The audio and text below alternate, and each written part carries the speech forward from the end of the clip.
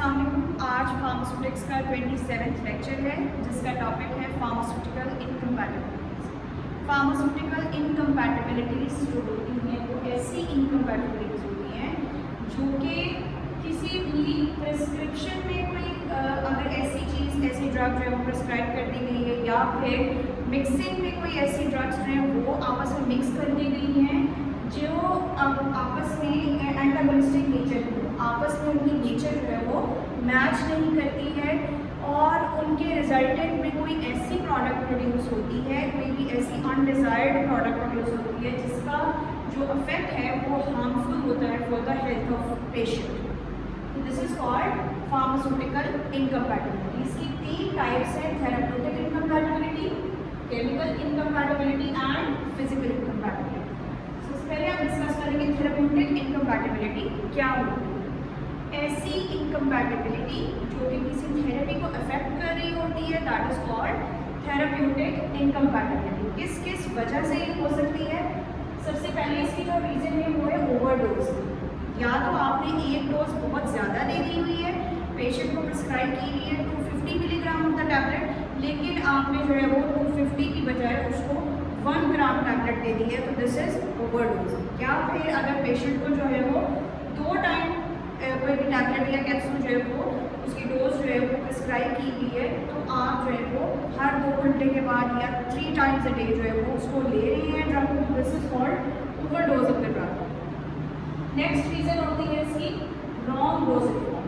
ऐसी doses form जो कि प्रिस्क्राइबर ने प्रिस्क्राइब नहीं की हुई है और उसके अलावा जो आप डोजेज फॉर्म यूज़ कर रहे हैं, डोजेज फॉर्म में कोई मसला नहीं होता, लेकिन पेशेंट की नीड के अकॉर्डिंग वो डोजेज फॉर्म जो है वो एक्यूरेट नहीं होती। फॉर एग्जांपल, अगर किसी पेशेंट को जो है वो टैबलेट्स जो है वो प्रिस्क्राइब की गई हैं या कैप्सूल प्रिस्क्राइब की गई हैं, लेकिन वो पेशेंट जो है उसको इंजेक्शन की तरफ अगर लिए हैं, यानी कि उसको जो डोजेज फॉर्म आप लगा रहे हैं वो इंजेक्शन है, तो this is the wrong doses. Next आ जाता है कॉन्ट्राइंडिकेशन। कोई भी ऐसी ड्रग जो कि किसी सर्टन कंडीशन में नहीं दी जा सकती है, बहुत सारी ऐसी ड्रग्स होती हैं जो कि लिवर की डिजीज़ के साथ दी जा सकती हैं, बहुत सारी ऐसी ड्रग्स होती हैं जो कि प्रेगनेंसी में जो है वो कॉन्ट्राइंडिकेटेड होती है। किसी भी स्पेसिफिक डिजीज़ में या किसी भी स्पेसिफिक कंडीशन में अगर कोई भी ड्रग जो है वो नहीं दी जानी चाहिए है और वो कॉन्ट्राइंडिकेटेड ड्रग जो है वो मेंशन है प्रिस्क्रिप्शन पे, तो this is the duty of the pharmacist और the pharmacy technician who is responsible, जो कि उस प्रिस्क्रिप्शन को पढ़ रहा है, कि वो वापस रेफर करे टू द प्रिस्क्राइबर, उसको बताए कि ये कंडीशन जो है इसमें ये जो ड्रग है वो कॉन्ट्राइंडिकेटेड है। नेक्स्ट है ड्रग साइनर्जिज्म। ड्रग साइनर्जिज्म का मतलब क्या होता है कि 2 ऐसी ड्रग्स जब हम एक साथ दें तो उसमें उनका जो इफेक्ट है वो एक दूसरे को सम अप करके तो एक्सट्रीमली हाई इफेक्ट जो है वो प्रोड्यूस हो।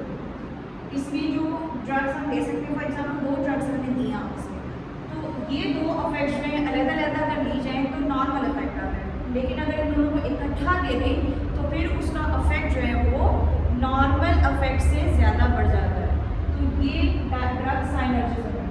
नेक्स्ट आ जाता है ड्रग एंटागोनिज्म। ड्रग एंटागोनिज्म का मतलब क्या होता है कि 2 ड्रग्स या 2 से ज़्यादा ड्रग्स जब एक साथ दी जाएं तो या तो वो एक दूसरे का या एक दूसरी का इफेक्ट जो है वो कम कर देती है या फिर बिल्कुल ख़त्म कर देती है। दोनों में से किसी का इफेक्ट नहीं आता है, दोनों का इफेक्ट नहीं आता, दोनों में से किसी एक का इफेक्ट नहीं आता, या फिर दोनों में से किसी एक का इफेक्ट कम हो जाता है। नेक्स्ट इसकी एग्जांपल है नेक्स्ट कोडीन सल्फेट। यहाँ पर हमारे पास एक प्रिस्क्रिप्शन है जिसमें लिखी हुई है कोडीन सल्फेट। कोडीन सल्फेट जो है उसकी अमाउंट जो मेंशन हुई है वो है 0.6 ग्राम।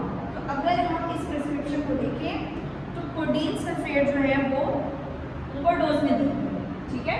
इसका जो इनकम्पैटिबिलिटी की टाइप है वो थेरेप्यूटिक इनकम्पैटिबिलिटी है और इसकी जो डोज है जो दी जानी चाहिए पेशेंट को, that is 0.3 gram, but prescription में जो है वो रॉन्ग डोजेज जो है रॉन्ग डोज जो है वो मेंशन हुई है। तो इसको हम इस तरह से करेक्ट करेंगे कि इसकी जो करेक्ट डोज जो है वो 0.3 ग्राम। नेक्स्ट आ जाती है हमारे पास एक प्रिस्क्रिप्शन है जिसमें टेट्रासाइक्लिन हाइड्रोक्लोराइड मेंशन है। इस प्रिस्क्रिप्शन में 250 मिली मिलीग्राम टेट्रासाइक्लिन हाइड्रोक्लोराइड का कैप्सूल मेंशन है कि ये लेबल में लिखा हुआ है कि ये एक कैप्सूल हर 6 घंटे के बाद दूध के ग्लास के साथ उसको ले लीजिए। लेकिन मसला यहाँ पर ये है कि जब ये टेट्रासाइक्लिन्स को मिल्क के साथ या कैल्शियम कंटेनिंग प्रोडक्ट्स के साथ जो है वो लिया जाता है तो कैल्शियम जो होता है वो टेट्रासाइक्लिन्स के साथ चिलेशन कर देता है, बॉन्डिंग शुरू कर देता है, जिसकी वजह से जो है वो टेट्रासाइक्लिन्स इनएक्टिवेट हो जाती है। जब ड्रग इनएक्टिवेट हो जाएगी तो ऑब्वियसली कोई इफेक्ट नहीं आएगा, विच मीन्स कि यहाँ पर मिल्क के साथ जो है वो ड्रग को नहीं मिलेगी tetracycline. Next type of incompatibility है हमारे पास केमिकल इनकम्पैटिबिलिटी। ऐसी इनकम्पैटिबिलिटी जिसके अंदर कोई केमिकल रिएक्शन टेक प्लेस होता है और जिसकी वजह से उसकी जो मॉलिक्यूल्स की अरेंजमेंट है या फॉर्मुलेशन है वो डिस्टर्ब हो जाती है। तो दो तरह के हमारे पास वेज हैं कि हम इसको सही कर सकते हैं, इसको सॉल्व कर सकते हैं, रिजॉल्व कर सकते हैं। एक है टॉलरेटेड और एक है एडजस्टेड।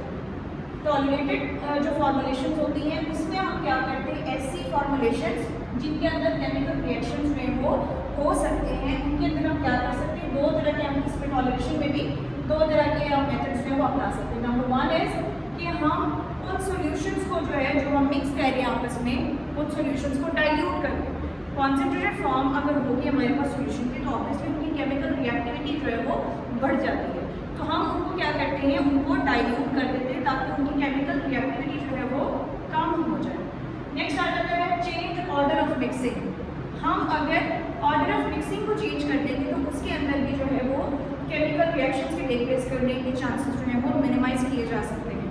अगर हमारे पास एक चीज़ सॉलिड फॉर्म में है और एक चीज़ जो है वो लिक्विड फॉर्म में है ड्रग्स, तो ये जो सॉलिड वाली जो ड्रग्स हैं उनको आपस में पहले मिक्स करेंगे, फिर हम लिक्विड वाली जो ड्रग्स हैं उनको आपस में मिक्स करेंगे, फिर उसके बाद जो है वो जो सॉलिड की जो ड्रग्स हमने मिक्स की है उनको जो लिक्विड ड्रग्स मिक्स की है उनको आपस में मिक्स करेंगे। ठीक है, तो ये जब हम ऑर्डर ऑफ मिक्सिंग जब हम चेंज करेंगे तो फिर इसके जरिए से भी हम केमिकल रिएक्शंस की एबिलिटी को जो है वो मिनिमाइज कर सकते हैं।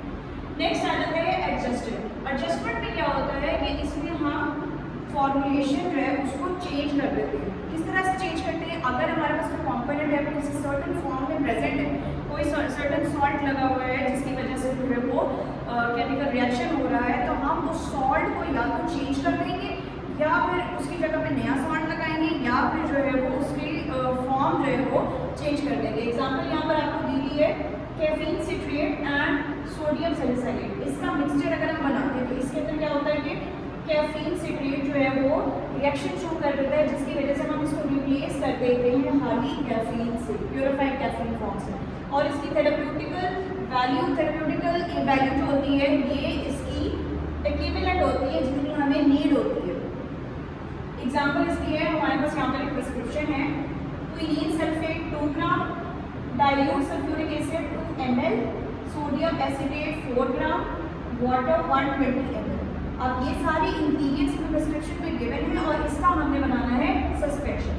लेकिन अगर इन सारे इंग्रेडिएंट्स को मिक्स करने के बाद हम सस्पेंशन बनाते हैं तो इसमें मसला क्या है, इनकम्पैटिबिलिटी आती क्या है, केमिकल इनकम्पैटिबिलिटी ये है कि इसके अंदर क्विनीन एसिटेट जो है वो एसिड के साथ मिलके वाइट प्रेसिपिटेट्स बना देते हैं जिसकी वजह से जो हमारी सस्पेंशन है वो ख़राब हो जाती है, उसके अपीयरेंस भी ख़राब हो जाती है, उसकी केमिकल फॉर्मुलेशन जो है वो ऑल्टर हो जाती है। तो इसलिए हम क्या करते हैं कि इसमें ये जो डाइल्यूट सल्फ्यूरिक एसिड डाला हुआ है इसको हम कर देते हैं ओमिट। इसको जब हम ख़त्म कर देंगे तो सिर्फ और सिर्फ क्विनीन सल्फेट, सोडियम एसिटेट और वाटर इसको मिला के सस्पेंशन बनाएंगे तो हमारी सस्पेंशन जो है वो केमिकल इनकम्पैटिबिलिटी से बच सकती है। Third type of incompatibility is physical incompatibility. Physical incompatibility का मतलब ये है कि कोई भी ऐसे सब्सटेंसेस जो आपस में आप मिक्स कर रहे हैं उनके अंदर अपीयरेंस में चेंजेस आ सकते हैं। उनकी क्या वजूहत है, इनमिसिबिलिटी। जब हम दो लिक्विड्स आपस में मिक्स करना चाह रहे हैं और वो दोनों आपस में इनमिसिबल है तो उनमें आपस में लेयर्स की फॉर्मेशन हो जाएगी, 2 लेयर्स बन जाती हैं जिसकी वजह से उनकी इनमिसिबिलिटी जो है वो विजिबल होती है, तो जिसकी वजह से अपीयरेंस जो है वो चेंज हो जाएगी और ये फिजिकल इनकम्पैटिबिलिटी हो जाएगी। नेक्स्ट आ जाती है इंसॉल्युबिलिटी। इंसॉल्युबिलिटी जो होती है वो भी ऐसे सब्सटेंसेस के लिए होती है जो आपस में मिक्स नहीं होते, लेकिन इसमें एक सॉलिड और एक लिक्विड होना जरूरी है। इंसॉल्युबिलिटी हमेशा उन कंपोनेंट्स की होती है जिसमें एक सॉलिड होता है और एक लिक्विड होता है। इमिसिबिलिटी हमेशा दो कंपोनेंट्स की होती है जिसमें दोनों के दोनों लिक्विड्स होते हैं।